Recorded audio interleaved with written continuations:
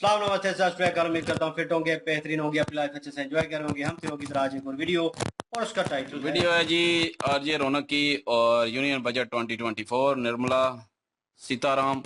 RJ Raunak की video है ji. Original video का लिंक डिस्क्रिप्शन में लाजमी इनको भी सपोर्ट करें, हमें भी सपोर्ट करें। मेरा नाम है राणा मुंदली, मेरे साथ हैं मोहम्मद समीर खोखर। बड़ी शक्लानी बात होगा स्टार्ट। दोस्तों बहुत कम ही लोग जानते हैं कि निर्मला जी की फेवरेट बॉल है यॉर्कर, उनका फेवरेट अवार्ड है ऑस्कर, उनका फेवरेट क्रिकेटर है तेंदुलकर, उनका फेवरेट अखबार है भास्कर। और ये भी कोई नहीं जानता कि बारिश के मौसम में निर्मला जी के पड़ोस में जो मेंढक रहता है वो भी टर टर की जगह कर कर बोलता है। मजाक नहीं है दोस्तों। पैसा कमाने वालों की हालत आज सच में ऐसी हो गई है कि बेरोजगार आदमी ये सोच सोच कर डरा हुआ है कि कहीं सरकार उसकी नौकरी न लगवा दे। आईटी कंपनी में लाख रुपए महीने कमाने वाला बंदा भी ये सोच रहा है कि इस्तीफा दे देता हूं और गांव जाकर नरेगा मजदूर बन जाता हूं, 5 किलो फ्री सरकारी राशन लेकर अपना पेट भर लूंगा। वैसे भी शहर में 2500 तरीके के टैक्स भरने के बाद पैसा तो सिर्फ खाने लायक ही बचता है। हालत ये हो गई है कि बजट आने के बाद छोटे छोटे बच्चों ने अखबार में चेक किया कि निर्मला ताई ने उनकी गुल्लक में बंद पैसों पर तो कोई टैक्स नहीं लगा दिया। बहन को राखी पर शगुन देने वाले भी ये पूछ रहे हैं कि मैडम जी इस पैसे पर तो टीडीएस नहीं भरना पड़ेगा। कुल मिलाकर आज आम आदमी की हालत गन्ने के जूस की मशीन में फंसे उस गन्ने की तरह हो गई है जिसकी जूस भैया ने मशीन में डाल डालकर उसकी आखिरी बूंद तक चूस ली है। जो टैक्स के दायरे में नहीं आते उन्हें फर्क नहीं पड़ता, जो बहुत अमीर हैं वो पहली फुर्सत में देश छोड़कर जा रहे हैं। हेनली प्राइवेट वेल्थ माइग्रेशन की रिपोर्ट के हिसाब से पिछले 10 सालों में 48,000 करोड़पतियों ने भारत की नागरिकता छोड़ दी है। इस साल भी 4,000 से ज्यादा करोड़पति भारत छोड़कर दूसरे देशों में नागरिक बन जाएंगे। 82,000 लोगों को पिछले साल यूएस का ग्रीन कार्ड मिल गया।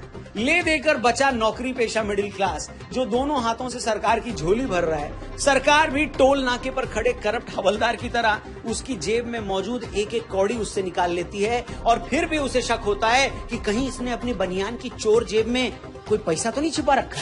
बजट आने के इतने दिनों बाद भी आपको सोशल मीडिया पर निर्मला ताई और मिडिल क्लास आदमी को लेकर जो इतने जोक्स दिख रहे हैं उनकी वजह भी यही है। मिडिल क्लास आदमी को आज ये भरोसा हो गया कि सरकार को उसकी रत्ती भर परवाह नहीं है, क्योंकि वो बेचारा ना तो सरकार के लिए वोट बैंक है और न ही वो अपने हक के लिए सड़क पर आएगा। इसलिए इसको जितना निचोड़ सको निचोड़ो। तो आज के फनतंत्र में हम मिडिल क्लास आदमी की इसी ट्रेजेडी पर खुल के बात करेंगे। हम ये जानने की कोशिश करेंगे कि क्या वाकई मिडिल क्लास आदमी की ये शिकायत जायज है कि सरकार उससे लेती तो 10 हाथों से है मगर देती कुछ भी नहीं है, या फिर कहानी कुछ और ही है। तो आइए इसी पर खुलकर बात करते हैं। वीडियो पसंद आए तो इसे अपने दोस्तों से जरूर शेयर करना और चैनल सब्सक्राइब करना। शुरू करते हैं। नमस्कार दोस्तों, आप देख रहे हैं फनतंत्र, मैं हूं रौनक। आज के वीडियो में हम सिलसिलेवार तरीके से आपको बताएंगे कि बजट के बाद मिडिल क्लास आदमी इतना फ्रस्ट्रेटेड क्यों है, उसके इस गुस्से की वजह क्या है। हम एक एक करके सारी बातें आपको बड़े सिंपल अंदाज में डिटेल में समझाएंगे। लेकिन उससे पहले मैं आपसे कहना चाहूंगा आप हमारे पॉडकास्ट चैनल को भी जरूर सब्सक्राइब करिएगा, क्योंकि इसी बजट और टैक्स के बारे में हमने अपने पॉडकास्ट में संजीव सान्याल सर से बातचीत करी थी। तो उन्होंने क्या जवाब दिया था वो सुनना भी आपको चाहिए, क्योंकि बड़ा इंटरेस्टिंग जवाब था उनका। और ऐसे कई पॉडकास्ट जो हम करते हैं उसके छोटे छोटे क्लिप्स आपको the Raunak podcast YouTube channel पर मिलेंगे। तो डिस्क्रिप्शन में उस चैनल का लिंक दिया है, उस चैनल को भी जरूर सब्सक्राइब करिएगा। आइए शुरू करते हैं हमारी आज की वीडियो। टैक्स कौन कौन देता है, इसका बड़ा सिंपल सा आंसर है हर कोई। आपको बाजार में बिस्किट खरीदने से लेकर पेट्रोल भरवाने तक, थिएटर में फिल्म देखने से लेकर रेस्टोरेंट में खाना खाने तक, शायद ही कोई चीज या सर्विस ऐसी होगी जिस पर आप सरकार को टैक्स नहीं देते। कुल मिलाकर ऐसी 1300 चीजें या सर्विसेज हैं जिन्हें खरीदने पर हम सरकार को टैक्स देते हैं। इसीलिए टैक्स भरने के बदले सरकार से शिकायत करने का हक तो हर किसी को है। लेकिन फिर भी इनकम टैक्स भरने वालों का केस थोड़ा अलग है। इसे ऐसे समझें कि भारत की कुल आबादी 140 करोड़ के आसपास है। इस 140 करोड़ लोगों में पिछले साल सिर्फ 4 करोड़ लोगों ने इनकम टैक्स दिया। मतलब देश की टोटल पॉपुलेशन का सिर्फ 2.86% लोगों ने टैक्स भरा। मतलब ये रिकॉर्ड तो हिंदुस्तानी लॉन्डो के टिंडर पर लेफ्ट स्वाइप होने से भी ज्यादा बुरा है। अब इन 4 करोड़ लोगों में बिजनेसमैन भी हैं और नौकरी पेशा भी। अब हो ये रहा है कि बिजनेसमैन जिन्हें ये लग रहा है कि इंडियन गवर्नमेंट टैक्स बहुत लेती है, यहाँ क्वालिटी ऑफ लाइफ अच्छी नहीं है, वो तो अपना बोरिया बिस्तरा समेट कर पहली फुर्सत में विदेशों में सेटल हो रहे हैं। पिछले 10 सालों में 48,000 भारतीय करोड़पति विदेशों में सेटल हो चुके हैं। 2023 में 6,500 HNIs यानी हाई नेटवर्थ इंडिविजुअल्स भारत छोड़कर विदेशों में सेटल हो चुके हैं। ये लोग भारत छोड़कर यूएई, सिंगापुर, अमेरिका, ऑस्ट्रेलिया, पुर्तगाल, यूके जैसे देशों में सेटल हो रहे हैं। ये लोग या तो सीधे बड़ी इन्वेस्टमेंट करके उन देशों के सिटीजन बन जाते हैं या फिर सीधे पैसे देकर वहां की नागरिकता खरीद लेते हैं। जैसे अमेरिका जैसे देश में आप $9 लाख डायरेक्ट इन्वेस्ट करके वहां के ग्रीन वीजा के लिए अप्लाई कर सकते हैं। ब्रिटेन में 18 करोड़ रुपए, न्यूजीलैंड में 11 करोड़ और कुछ कैरेबियन कंट्रीज में आप 72 लाख रुपए देकर भी वहां के सिटीजन बन सकते हैं। इतने बड़े लेवल पर अगर अमीर लोग भारत छोड़ रहे हैं तो उसकी सबसे बड़ी वजह है टैक्स। इन्फोसिस के फॉर्मर सीईओ मोहनदास पाई ने पिछले साल ऐसी ही एक खबर पर ट्वीट करके लिखा था कि भारत में बिजनेसमैन के लिए जिस तरह के हालात हैं, जैसे टैक्स हैं, उसी कारण इतने बड़े लेवल पर लोग दूसरी कंट्रीज में सेटल हो रहे हैं और ये भारत के लिए बड़ा लॉस है। भारत छोड़कर जाने वाले इन अरबपतियों को लालच ये रहता है कि वहां जाकर भारत जैसे मोटे टैक्स से बचा जा सकता है। हेल्थ से लेकर एजुकेशन तक वहां भारत से अच्छी फैसिलिटीज मिलेगी और वहां की एयर क्वालिटी भी यहाँ से बेटर होगी। मैं यहाँ एयर क्वालिटी की बात इसलिए कर रहा हूँ दोस्तों, क्योंकि हिंदुस्तान आज की तारीख में दुनिया का सबसे प्रदूषित देश है। हर साल 10 लाख लोग सांस की बीमारी की वजह से मर रहे हैं। अब आप कितने भी अमीर क्यों ना हो, आप चाहें तो बाजार से कितनी भी महंगी गाड़ी क्यों ना खरीद लें, मगर आप चाहकर भी अपने लिए अलग से नीला आसमान तो नहीं खरीद सकते ना। आप गाड़ी के शोरूम में जाकर ये तो नहीं बोल सकते कि भैया मुझे गाड़ी के साथ साथ एक खाली सड़क भी दे दो। बस इसी खाली सड़क, नीले आसमान और साफ हवा के लिए ये हाई नेटवर्थ इंडिविजुअल्स हर साल हजारों की तादाद में भारत छोड़ रहे हैं। खैर, ये तो हुई बिजनेसमैन की बात, जिनके लिए करोड़ों रुपए इन्वेस्ट करके दूसरे देशों में सेटल हो जाना कोई बड़ी बात नहीं है। उन्हें लगा भारत में टैक्स ज्यादा है, फैसिलिटीज नहीं है, तो चलो मूव कर लेते हैं। मगर नौकरी पेशा आदमी किधर जाएगा? हेलो, अगर हम बिजनेसमैन के मुकाबले एक सैलरी टैक्स पेयर को कंपेयर करें तो उसे सुनकर खुद मगरमच्छ की आंख में भी असली आंसू आ जाएंगे। मुझे अपने घर जाना है, मुझे घर जाना है। एक सैलरीड आदमी जिसको हर महीने टीडीएस कटने के बाद सैलरी मिलती है, वहीं बिजनेसमैन के पास ये ऑप्शन होता है कि वो पहले बिजनेस के अपने सारे खर्चे बताए, फिर उसके बाद ये बताए कि इन खर्चों के बाद उसका प्रॉफिट कितना है। मगर सैलरीड आदमी के लिए सरकार को लगता है कि इसके तो क्या ही खर्चे होते हो, इसको कंपनी जो पैसा दे रही है इससे तो अभी सीधा गुलछर्रे उड़ाएगा।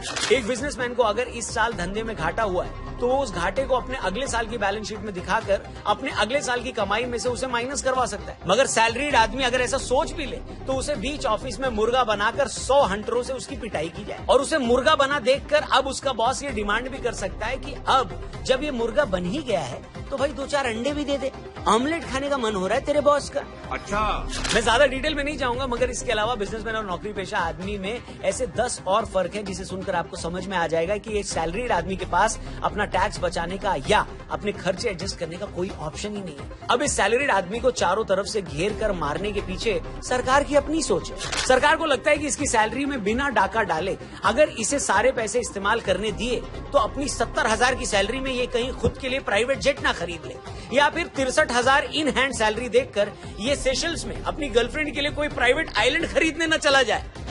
इसलिए आप लोगों को बिगड़ने से बचाने के लिए वो आपसे ही हजारों करोड़ रुपए इकट्ठा करके बिहार के किसी ठेकेदार को पुल बनाने के लिए दे देती है। इसके पीछे सरकार की सोच ये है कि 10-10 हजार रुपए एक्स्ट्रा देकर लाखों लोगों को बिगाड़ने से अच्छा क्यों न कुछ हजार करोड़ रुपए एक ठेकेदार को देकर अकेले उसे ही बर्बाद किया जाए। अब यही ठेकेदार कल को घटिया पुल बनाकर अगर वो पुल गिरा देता है तो उसमें उसकी बदनामी होगी, मगर कम से कम आप लोग तो इन पैसों को बर्बाद करने से बच जाएंगे, है कि नहीं? सोचिए कितना नोबल थॉट। क्या बात है सर, क्या बात है सर। ठीक यही, जी हाँ, यही बात मिडिल क्लास सैलरीड आदमी के मन में आती है जब निर्मला ताई हर साल अपना बजट पेश करती है। आम आदमी को लगता है कि इस बार वित्त मंत्री के सूटकेस में उनके लिए डेयरी मिल्क होगी, मगर बजट आते ही उन्हें समझ में आता है कि उसे डेयरी मिल्क देना तो दूर, सरकार खुद उसे किसी डेयरी में बांधकर उसका मिल्क निकालना चाह रही है। इनकम टैक्स कम होना तो दूर, उसे पता लगता है कि सरकार ने तो short term and long term capital gain बढ़ाकर शेयर मार्केट से पैसे कमाने की उसकी हसरत पर भी पोछा लगा दिया है। जो लोग रियल एस्टेट में मकान खरीद कर थोड़ा पैसा कमा लेते थे, सरकार ने इंडेक्सेशन बेनिफिट हटाकर उनकी भी लंका लगा दी। मतलब ज्यादा सैलरी हाथ में न आ जाए, इसके लिए सरकार मोटा इनकम टैक्स लगाकर आपको बिगड़ने से पहले ही बचा रही थी। अब सरकार चाह रही है कि आप इक्विटी और रियल एस्टेट से भी दूर हो जाए। बस कुछ ही दिनों में वो आपके घर से सीधा हिमालय के लिए एक बस भी चलवा देगी, ताकि आप एक सुबह झोला उठाकर सीधे पहाड़ों पर निकल जाएं। बशर्ते इतना टैक्स भरने के बाद आपके पास झोला और बस का टिकट खरीदने के पैसे हो। मैं क्या करूं, फिर जॉब छोड़ दूं? कुछ लोग कहेंगे कि रौनक भाई आप ज्यादा टैक्स की बात क्यों कर रहे हो? दुनिया में कई ऐसे देश हैं जहां पर लोग इतना या फिर इससे ज्यादा इनकम टैक्स देते हैं भैया, इसमें कोई शक नहीं है। मगर इतना टैक्स देने के बाद उन देशों में लोगों को प्राइवेट अस्पतालों में लाखों के बिल नहीं देने पड़ते। इतना टैक्स देने के बाद उन देशों में ऐसे सरकारी स्कूल नहीं होते जहां इंसान, गाय और बकरी का बच्चा एक ही क्लास में एक साथ बैठते हैं। और यही आम आदमी का सबसे बड़ा अफसोस है कि टैक्स तो अमेरिका वाला लिया जा रहा है, लेकिन सुविधाएं रवांडा जैसी मिल रही हैं। अमेरिका और यूरोप में कई जगह पर लोग बाथरूम के नलके से भी पानी पी सकते हैं। यहाँ उसी टैक्स पेयर को साफ पानी पीने के लिए आरओ लगवाना पड़ता है। वो आरओ साल भर सही चलता रहे, इसके लिए हजारों रुपए देकर उसकी मेंटेनेंस सर्विस फीस भी देनी पड़ती है। पावर कट से बचने के लिए हमें इन्वर्टर भी लगाना पड़ता है। उस इन्वर्टर को खरीदने के लिए टैक्स अलग से देना पड़ता है। साफ हवा के लिए हमें एयर प्यूरिफायर भी लगवाना पड़ता है। 400-500 AQI हवा होने के बावजूद सरकार को लगता है कि एयर प्यूरिफायर एक लग्जरी गुड्स है, इसलिए उस पर 18% GST भी हमें देना पड़ता है।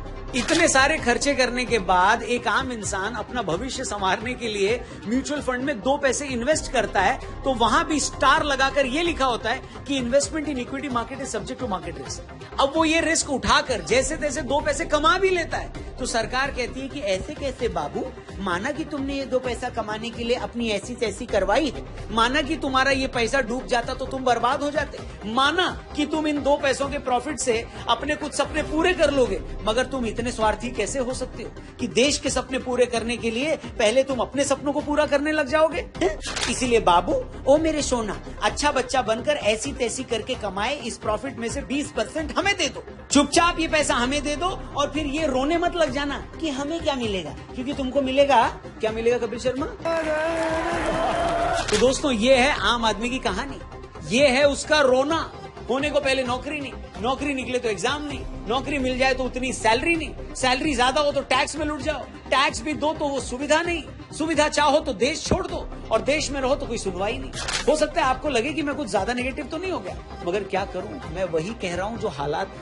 देश की तरक्की, सरकार की कोशिशें, GDP ग्रोथ सब अपनी जगह है। जहां तारीफ बनती है वो हमने की भी है, मगर जब बात मिडिल क्लास नौकरी पेशा आदमी की आएगी तो हमें सच बोलना ही पड़ेगा, और सच वही है जो हमने बताया। बाकी आपको क्या लगता है, हालात क्या है? क्या हालात वही है जो हमने बताया, या उससे कुछ बेहतर है, या कुछ और ही है? जो भी आपको इस मैटर पर लगे वो कमेंट करके जरूर बताना, और वीडियो अगर आपको सही लगी हो तो इसे अपने दोस्तों से जरूर शेयर करना। Thank you for watching. Channel subscribe करके जाइएगा। अपना ख्याल रखिए। जय हिंद, जय भारत। जी, बजट के बारे में बताएं जी। बजट के बारे में बताना क्या है यार, वाकई ये जो आरजे रौनक भाई हैं, जो अच्छाई होती है वो भी बयान करते हैं, बीजेपी की जो अच्छी चीजें हैं ना वो भी शो करते हैं, लेकिन यहाँ पे थोड़ी सी प्रॉब्लम हुई है, तो इस प्रॉब्लम के ऊपर भी शो करना जरूरी है। अवाम की थोड़ी सी जो हौसला अफजाई हो जाती है कि यार चलें, कोई तो है जो उनके जख्मों पे मरहम रख रहे हैं, क्योंकि मिडिल क्लास जो लोग हैं वो अगर इतना टैक्स देंगे तो वो तो इसमें पिस जाएंगे, उनके लिए तो बड़ा मुश्किल हो जाएगा, क्योंकि मिडिल क्लास जो लोग हैं उनके लिए रिलीफ होना बड़ा जरूरी है। जो योजना निकली थी बीजेपी सरकार की तरफ से, उनके ऊपर हमने भी चर्चा की है, आरजे रौनक भाई ने भी चर्चा की है कि यार बहुत अच्छा देश को आगे बढ़ा रही हैं, GDP में जो ग्रोथ आ रही है बहुत जबरदस्त आ रही है, इंटरनेशनल लेवल पर जो रिस्पेक्ट में ग्रोथ आ रही है वो बड़े अच्छे तरीके से आ रही है, हर तरह से हर प्लेटफॉर्म पर अच्छा काम कर रहे हैं। लेकिन यहाँ पे ये जो हाल हुआ है ना, अभी जो नया बजट आया उसमें तो काफी सारे जो मिडिल क्लास लोग हैं बेचारे, उनकी लाइफ बड़ी टाइट हो गई है, और जो हाई क्लास के लोग हैं वो देश छोड़ने पर मजबूर हो गए। मतलब कि उनको भी लग रहा है कि यहाँ पे यार वो उस हिसाब से सहूलियात नहीं है जिस हिसाब से हम टैक्स पे करते हैं। तो दूसरे देशों में जाके तो उन्होंने सिटीजन लेना शुरू कर दिया, क्योंकि आम बंदा तो वहां पे सोच भी नहीं सकता, क्योंकि अप्लाई करने के लिए वहां पे करोड़ों रुपए लाखों रुपए की जरूरत होती है, वहां पे इन्वेस्ट करना पड़ता है। तो उन लोगों को तो सहूलत है, उनके पास तो अपॉर्चुनिटी है, वो तो उस अपॉर्चुनिटी का फायदा उठा लेते हैं। लेकिन कहीं ना कहीं जो मिडिल क्लास लोग हैं, जो जॉब करते हैं, जो मजदूर लोग हैं, जो डेली बेस पर जिन्होंने दिन को कमाना होता है और शाम को सारा खर्च करना होता है, ऐसे लोगों के लिए बड़ी मुश्किलात बनती जा रही हैं। ऐसे लोगों को लाइफ को सरवाइव करने में बड़ी प्रॉब्लम होगी। एजुकेशन जो सिस्टम है वो बच्चों के लिए उस तरह से वो नहीं कर पाएंगे जिस तरह से वो करना चाहते हैं, क्योंकि जाहिर बात है हर पेरेंट्स चाहे मिडिल क्लास हो चाहे हाई क्लास के हों, हर पेरेंट्स की ये विश होती है कि उसके बच्चों का अच्छे से अच्छे जो फ्यूचर है वो बनना चाहिए। तो अच्छा फ्यूचर बनाने के लिए जाहिर बात है कि इनकम का होना जरूरी है, और इनकम हो ही इतनी जितनी वो लेकर आए उतने में बामुश्किल खाना पूरा हो, तो वो बच्चों को किस तरह से उनका फ्यूचर सिक्योर करेगा और किस तरह से अपने इलाज मुआवजे के लिए वो सारी चीजें, वो एक जो बचत होती है, एक बचत होती है, उस बचत को साइड पे रखा जाता है कि चलें जी अगर कोई मुश्किल टाइम आता है तो मैं उसमें इसको यूज कर लूंगा। लेकिन पहले से ही मुश्किल टाइम हो, पहले से ही टफ पीरियड हो कि उस टाइम को ही गुजारने के लिए आगे पीछे से उधार लेकर या एक्स्ट्रा काम करके भी पूरी ना पड़े, तो ऐसे लोगों के लिए तो काफी मुश्किल हो गया होगा। बहरहाल हम चाहते हैं सरकार की तरफ से जो भी टैक्सेस लगे हैं, चले हाई क्लास जो लोग हैं उन्हें फर्क नहीं पड़ता, उनके ऊपर लगे हैं तो अच्छी बात है, वो लगने चाहिए। लेकिन जो मिडिल क्लास लोग हैं कहीं ना कहीं उनको रिलीफ मिलना चाहिए, खसूसी तौर पे ऐसे लोग जो प्राइवेट ऑफिस में जॉब करते हैं, जो मजदूर लोग हैं, ऐसे लोगों के लिए। जी नो डाउट जी, इनको वाकई दाद देनी पड़ेगी फर्स्ट ऑफ ऑल, क्योंकि इन्होंने वो चीज़ नहीं की कि एक ही पार्टी की साइड ली जाए और उसी के बारे में जो भी अच्छा है वो बयान किया जाए। अगर वो कुछ गलत कर रहे हैं, कुछ नेगेटिव हो रहा है जो अवाम के हक में नहीं है, क्योंकि बेसिकली मकसद तो उनका यही है कि ऊपर बैठ के मुल्क को चलाना, अवाम को सहूलत देना, उनको ईज वे में रखना।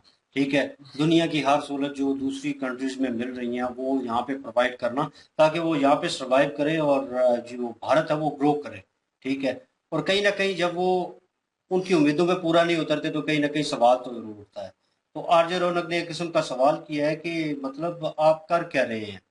और एक तो इनकम कम है, और अगर कोई, वो उन्होंने एक फनी वे में बोला कि अगर कोई बिजनेसमैन है, वो अपनी जॉब कर रहा है, वो अपना बिजनेस बढ़ा रहा है उसमें, तो वो सारा कुछ करने के बाद अपना सारा गिनवाता है कि ये लॉस हुआ, ये हुआ, इसमें ये हुआ, प्रॉफिट इतना बना एट दी एंड। तो वो कहते हैं नहीं नहीं, उससे पहले भी बताओ, तुम तो जो अंदर वाले पैसे है ना जो तुम कह रहे हो लगे हैं और ये हुआ वो हुआ, उसमें भी हमारा हिस्सा बनता है। मतलब तुम कम बता रहे हो, वो तुम मतलब कि अपनी अय्याशी के लिए यूज करोगे बाद में, मतलब तुम डबल कमा रहे हो और हमें उसमें से 1% दे रहे हो सिर्फ। ठीक है, हमें 5 या 10% चाहिए। तो गवर्नमेंट ये कर रही है अवाम को चूसने में बिल्कुल। वो गन्ने वाली मिसाल उन्होंने इसीलिए दी है। पाकिस्तान और इंडिया का कंपैरिजन अगर इस चीज पे करें तो मेरे ख्याल में उन्होंने वो चीज देखी नहीं, वो टैक्स वाली और हैवी टैक्स वाली वो सिस्टम जो है। ठीक है ना, यहाँ पे टैक्स लिया जा रहा है और सहूलतें बिल्कुल नहीं दी जा रही। लेकिन इंडिया थोड़ा डिफरेंट है यार। उस सिनेरियो में अगर देखा जाए तो इंडिया में जो टैक्स पे कर रहे हैं उसके ऊपर उनको सहूलतें मिल रही है, गवर्नमेंट जो पैसा ले रही है वो लगा रही है। लेकिन गवर्नमेंट कहीं ना कहीं प्रेशर बढ़ा रही है इस चीज के ऊपर। आई डोंट नो उनकी क्या थ्योरी होगी, किस हिसाब से वो उन्होंने प्लान किया होगा इस चीज को, कि मतलब इतना स्ट्रिक्ट करके हर चीज पे उन्होंने डबल टैक्स लगा दिया है और हर किसी को तंग करते जा रहे हैं। और जहां तक स्टार्टिंग में मैंने वर्डिंग सुना कि इंडिया छोड़ के जा रहे हैं इतने लोग, तो हम तो सुन रहे थे कि इंडिया जो है तरक्की कर रहा है और वहां से ट्रैवल करके लोग जिधर भी कंट्रीज में और कंट्री में वो भारत वापस आ रहे हैं। वो कह रहे हैं कि यार इंडिया बहुत बेहतर हो गया है, तो हम वो सर्वाइवल पोजीशन नहीं है अभी, तो वो तरक्की वाला एरा चल रहा है, तो वहां पे जाना चाहिए और उसमें हिस्सा डालना चाहिए। और लोग वापस आ रहे हैं, इतनी दूर ट्रैवल करके घर से फैमिली से दूर रहना वो लोग अफोर्ड नहीं करते। लोग कहते हैं चलो अपना मुल्क उस तरह का हो जैसे फॉरेन कंट्रीज है, तो वो इंडिया हो गया था। तो हमें ये शौक लगा सुन के कि यार मतलब लोग छोड़ के जा रहे हैं, वो एनवायरनमेंट की वजह से जा रहे हैं, उन चीज़ों की वजह से जा रहे हैं। नो डाउट कमियां होती हैं। अमेरिका, इंग्लैंड, ऑस्ट्रेलिया, ये आप कंट्रियां देखते हैं कहीं ना कहीं तो आपको लगता है कि यार साफ सुथरी है, इनका माहौल साफ सुथरा है, तो ये या तरक्की कर रहे हैं। उन्होंने भी स्ट्रगल किए यार, नीचे से ऊपर आए हैं, तो आहिस्ता आहिस्ता चीज़ जो है बिल्ड हुई आपकी आंखों के सामने। वो कोई बताएगा तो आपको एक कहानी लगेगी कि यार ये कहीं हिस्ट्री लिखी हुई थी, एज अ हिस्ट्री आप उसको पढ़ लेंगे। लेकिन जब स्ट्रगल करने में इन रियल लाइफ आती है चीज़, तो आपको ये कुर्बानियाँ देनी पड़ती हैं। आहिस्ता आहिस्ता बिल्ड होती है चीज़, तो वक्त लगता है। लेकिन यह है कि अब टैक्स बढ़ा दिए हैं, अब ये तो आपका एक किस्म का अगेन बोलूँगा कि इंटरनल मैटर है, तो उसके ऊपर आपको बेहतर पता होगा कि कौन सी चीज़ मार्केट में क्या रेट पे मिल रही थी और अभी क्या रेट पे मिल रही है, और आपको ट्रैवल करने में क्या मुश्किलात आ रही हैं, और आपको कोई प्रॉपर्टी खरीदनी है आपने, उसमें क्या मुश्किलात आ रही हैं, पहले क्या सिनेरियो था, अभी क्या है। तो वो आप बेहतर तरीके से कंपैरिजन कर सकते हैं। लेकिन आरजे रौनक भी वहीं किया, नो डाउट, तो वो भी सर्वाइव कर रहे हैं, लेकिन वो उस लेवल पे है कि वो निचले तबके की बात नहीं कर सकते प्रॉपर वे में।